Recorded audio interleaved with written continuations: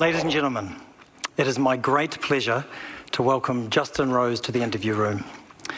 Justin is a major champion, Olympic gold medalist, and former world #1, making his 21st appearance at the Masters tournament.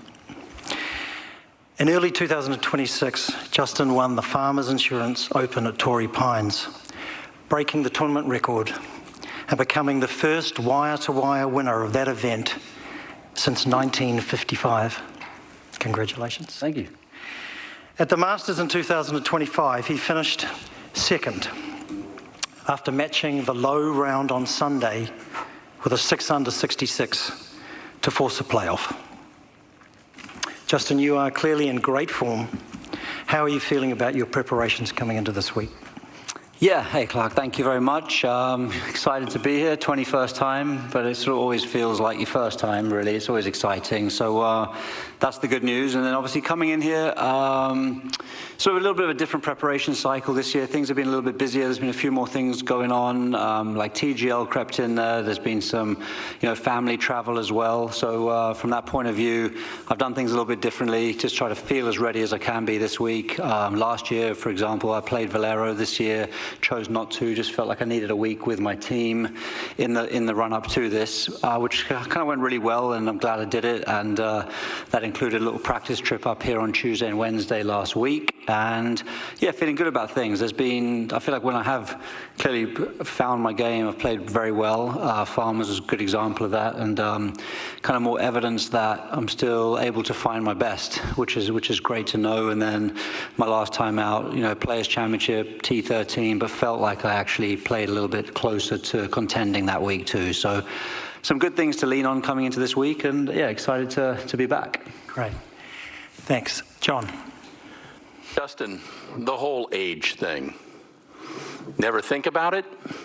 Annoyance or motivation? Good question. I don't think about it on a day-to-day level.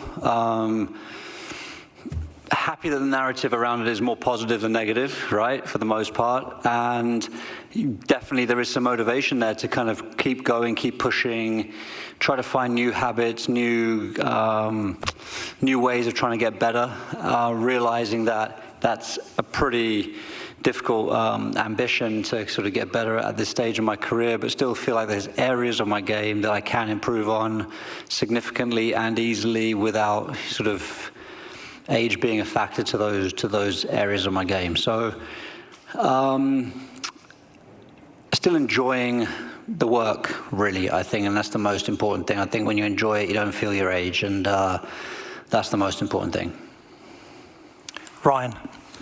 You mentioned a different preparation cycle. What have you learned about managing your energy coming into the Masters, and how have you gotten better at that over time?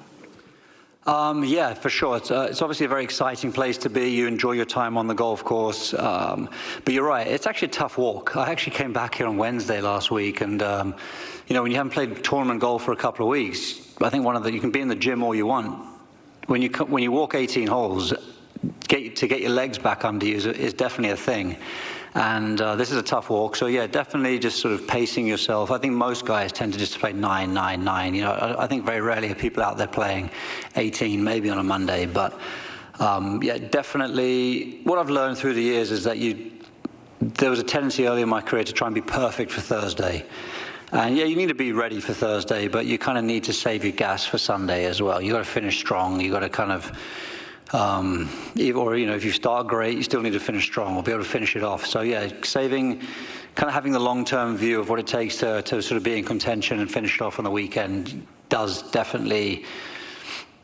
I probably do less now than I would have done 10 years, 15 years ago for sure. Don. Justin, every hole here famously is named after a plant. There isn't a rose, unfortunately. I wonder, are you much of a gardener back home? And what do you think in your last 20 years here when you look around and see all of the natural beauty? Yeah, I'm not much of a gardener, although it is something I could see myself enjoying at some point. I mean, listen, I'm not home enough to take care of anything or plant anything, so yeah, it would be not the greatest looking garden if I was in full charge. But my mum, she really is all over that. So whenever I come back here, I think of her. I always think, oh, how the flower's going to be this year. Are we in full bloom? Or, always with her in mind. But obviously, I think from our point of view, it's a spectacle, right? The whole place and the whole environment and the whole week, whether that's the golf course itself and the pristine conditions, whether that's the surroundings, the beauty, the plantings, or the patrons as well. They add so much color and sort of class to the event as well. So yeah, the whole thing is a pretty beautiful show. But at the same time, I think once you're inside the ropes, you're inside the ropes. But not sure what the original question was, but I enjoy the whole thing. Did your mum ever ask you to pick up any tips that might help her out? Do what now? Did your mum ever ask if you could pick up any tips from the guys here about how to help her with her garden? She might be giving the tips. I'm not sure. She's, but yeah, but I haven't paid enough attention to probably go through the golf course and be able to name all the holes. Richard. Justin, the near misses you've had around here, do they only boost the belief you've got, or are there some permanent scars from them as well? Good question. I hope it only boosts my belief that I can go ahead and do it. I feel like I've pretty much done what it takes to win. I just haven't kind of walked over the line. I feel like I've executed well enough to have done the job. So from that point of view, I don't feel like I have to find something in myself to kind of do something different. So I truly believe that. And no, I don't feel like it owes me anything. I come here with a good sort of attitude. I come here with it's a place I enjoy being. There's certain places you get to and you sort of take a deep breath and you go, right, it's nice to be here. And that still is one of them for me. Augusta still is one of those places for me. So I think through the years I've gotten to know, a lot of the people, whether it's, in the locker room or members themselves, and it's a very comfortable and enjoyable place to be. So from that point of view, no, I actually very fortunately don't feel that way. Ian? Just following on from that, Justin, does your level of experience here, how much of an asset do you think that is, given that on 2 occasions, and most recently only last year, you have shot the lowest score here? Yeah, I think sort of, knowing your way around the golf course, you learn little bits of, little nuggets here and there, and I'm always trying to learn, and, there's always subtle changes. They make subtle changes to the golf course just by kind of renewing and refreshing it, whether that be sort of relaying or replanting a green. There's always going to be subtle differences. So what you think can change as well, year to year on a certain green. So I try to sort of honor those little nuances and try to sort of dive into the detail of all of that, because I find that's the fun part, really. The fun part is the strategy of the golf course and trying to break it down. But listen, you can know everything in the world, but it comes down to execution. If you're not playing well, it doesn't matter how well you know anything. It's execution-based business, and the golf course doesn't know what I know. Basically, I've got to put a swing on a ball or make a good read in the moment and put it on the right speed and do all the things that you have to do week in, week out to play well. So, from my point of view, I don't think, I know how to play this golf course, it's going to be fine, it's going to be easy. It kind of very much keeps me.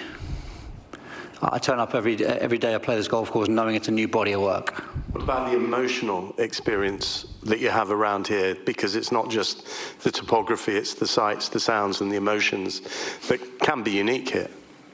Yeah, for sure, and I've already experienced it this week. A lot of people are wishing me well or thinking it's going to be my year or whatever, just based around sentiment, you know what I mean? So I'm going to have to manage that a little bit this week, and, that's going to be a part of my week this week, for sure, is people remembering what happened last year, so that's fine. But, I've got to kind of be aware of that, be ready for that, and make that, I've got to have my own narrative and not kind of buy into everyone else's narrative.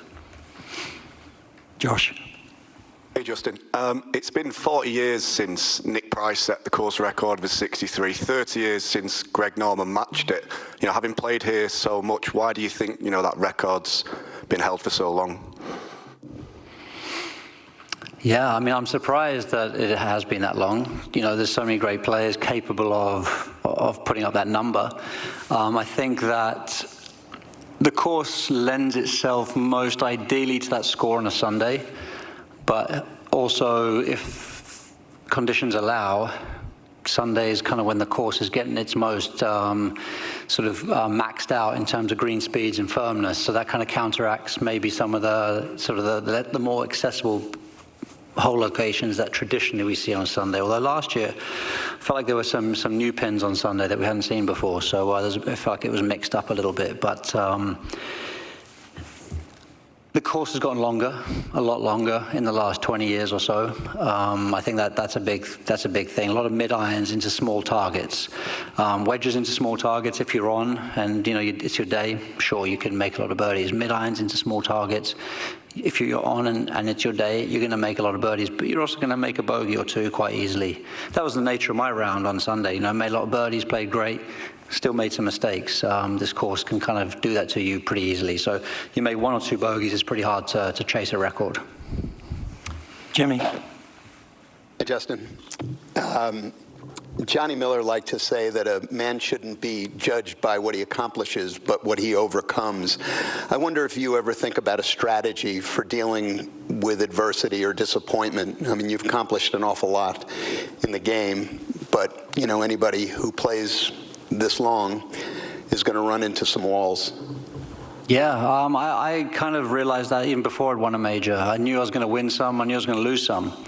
So I kind of wanted to not get in my way too early, and I kind of realized that when the opportunity presented myself to win a major, don't make it too important in the moment, because, and also I kind of realized that you can't skip through a career without a little bit of heartache and heartbreak. No chance. So if you're going to be willing to win them, you've got to be willing to kind of be on the wrong side of it as well. So the key is showing up. The key is trying to be as free as you can in those moments. And yeah, you kind of have to hope a little bit along the way that it's your day. There's definitely it could have been my day in a couple of major championships that I wouldn't have had to have done anything different really to have been the winner as well. But hopefully with that mindset, keep chipping away. My day, might still happen where there's a little bit of something goes my way, but the point is you've got to put yourself there. That's the hard part. And, that's kind of all we can do as players is to focus on our game, focus on our skill set, make the odds in our favor the best we can. Sometimes the ultimate result, sometimes it's in your control, but sometimes there's a lot of other factors and little bits of movement that have to all kind of sync up. But the better player you are, the more chances you're going to have and the more you're going to win. Frank. Hi, Justin. You have to go back, 30 some odd years since the last time both Tiger and Phil missed the Masters. I'm just wondering, what's it been like out there? How does it feel not having those two players out? I know we're only in the practice stage right now, but. Yeah, I mean, with great respect to those two, I hadn't thought about it.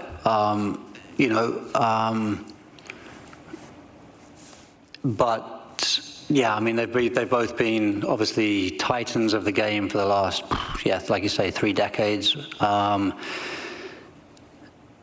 Clearly, in a tournament like this, if you're a past champion, you get that opportunity to come back and, whether they're 1,000 in the world or 500 in the world or whatever current rankings may be, their stature is way more elevated than that in the game of golf and always will be. So yeah, it's a huge, it's always a loss to not have either of them in a field anywhere. But to your point, I hadn't noticed it yet, and therefore, we're all kind of in our mindset of just in our own lane, so to speak. And obviously you're just looking at your own sort of like preparation cycle and having to play well. And no matter who you go up against, whether it be Tiger, Phil, Scotty Scheffler, Rory, whoever's there on Sunday is playing good golf. So it doesn't really matter what name's on the bag. Paul. Justin, Chris Gotterup was in here earlier and said that you and Pooch passed on some valuable information to him during the practice round. Do you recall who played that role for you? And at this stage in your career, do you feel like you're in a dual role, still very much competitive, but also an older, wiser man who can begin to pass on some knowledge? I think I always have a lot of respect for people who go ahead and ask and say, hey, would you mind have a practice round? I'm always like, yeah, sure, absolutely, because I don't think I did a very good job of that myself. If I look back at my career, I probably learned the hard way. 21 missed cuts suggests that I didn't learn very quickly and could have asked a few more questions and sought out a bit more help. But obviously I'm not going to babysit Chris out there and tell him everything. He's a great player. He's top 10 in the world. Like, there's not much you need to say. But just the fact he wanted to sort of observe or come out there, and if he had any questions, more than happy to at least give my spin on something. But like I said, the Ryder Cup, yes, I think it's important to potentially have people in that role within the team, but at the same time, you don't want to kind of enforce your opinions on people, because it's not what makes people great is their own unique kind of style. So you can't kind of try to influence too much in that role, for example. Certainly in the team room, taking it back to the Ryder Cup. But yeah, flattered to be asked for sure. Mary Kate. Hey, Justin, we all have associations with the Amen Corner and all the emotions that those 3 holes evoke. In your own words, how would you describe Amen Corner and its role here at Augusta National? Yeah, well, I think the first time I ever saw the golf course, it came alive for me once I kind of crested the hill on 11 and I saw Amen Corner unfold. I was like, oh, wow, okay, I get it. It was just it was an amazing moment just to sort of see it reveal itself. And then, no round of golf's ever safe here, really, until you've got through those holes. They offer you opportunity, but at the same time, yeah, there's a lot of sort of hazards and trouble, and you've got to hit great shots, and you've got to be sort of not distracted by the beauty of it all. But yeah, listen, Amen Corner it's got that sort of also that eerie feel as a player as well. You're sort of up close pretty much with the fans most of the day, or the patrons most of the day. And then all of a sudden you kind of get this quiet moment, which is actually really nice. It's actually, I enjoy that quiet moment. It's a nice place to take a breath, recenter yourself and kind of go, sort of finish the round strong. But yeah, like I said, the first time I saw it, it was jaw-dropping. Rafe. Pretty happy, by the way, they put the 3 trees back in behind. It was obviously a tough loss, those 3 trees. The cricket stumps, I call them, because that was my target there into 11. So it's nice that those are back this year.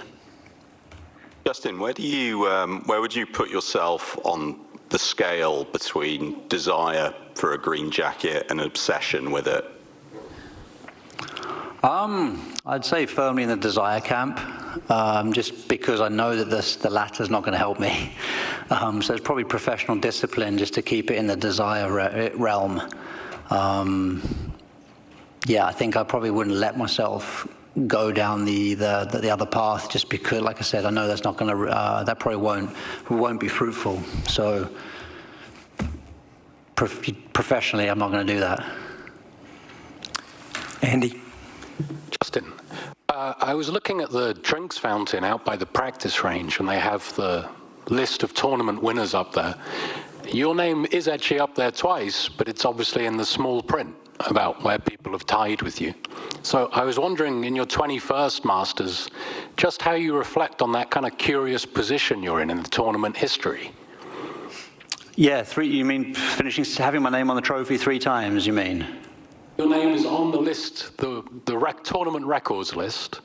Your name is up there twice, but because of the playoffs, you lost. Yeah, I actually think it's on the trophy, the main trophy in the clubhouse, the huge. Right. I think it's on there 3 times. I think even when I finished second to Jordan Spieth in 2015, it's on there, I believe. You're a huge part of the history, the story of this tournament.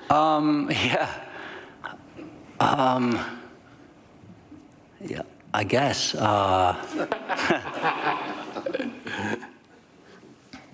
think for me, I'm very aware that I've been close here. I'm very aware that I've had tough losses here.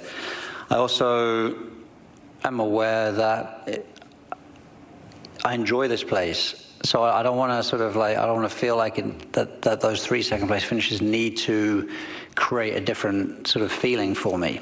I can't control the outcome. I think last year in the playoff, I felt like I learned from 2017. I felt like I played a much better playoff than I did previously. So I kind of adapted. I learned. I knew what was coming. I did the right things. I executed. I made 2 good swings, hit a reasonable putt, I thought. So yeah, I did everything that I could do. So I can live with that in a way. So I can be philosophical about it, I think. Yeah, of course, I look at it and go, you know, those are racking up, they're stacking up, yeah. But someone said, I think 8 players maybe have won this tournament after finishing second the year before, which probably increases my odds if you look at the field. So I've got to look at that and go, okay, that's good. Happy with that. So I don't know, you know, like I said earlier, you know, I can only turn up on Thursday and execute. That's all I can do, and get here on Monday and enjoy it. Those are the 2 things I have control over.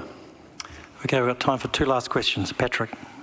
Justin, there's a lot of talk about experience being an asset here. Is there a point where it turns into a liability? Only if you look at it, only if you are focusing on the things that, you know, yeah, knowledge is good, but it's also good and bad because you know that you can't do that. You should do this, and you should do this because that's no good.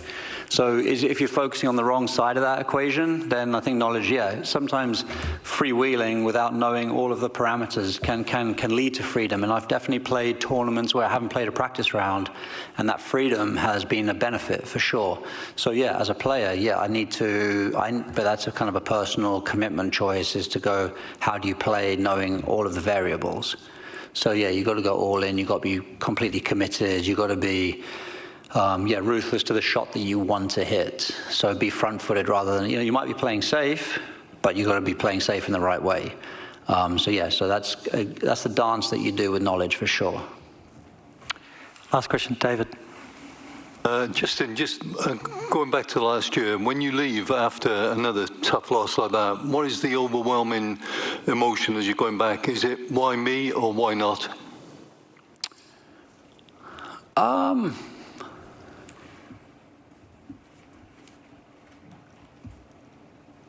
think it was a bit surreal. Like, felt like a bit of sort of deja vu, a little bit of like, wow, okay, you know, I felt like I've lived this before.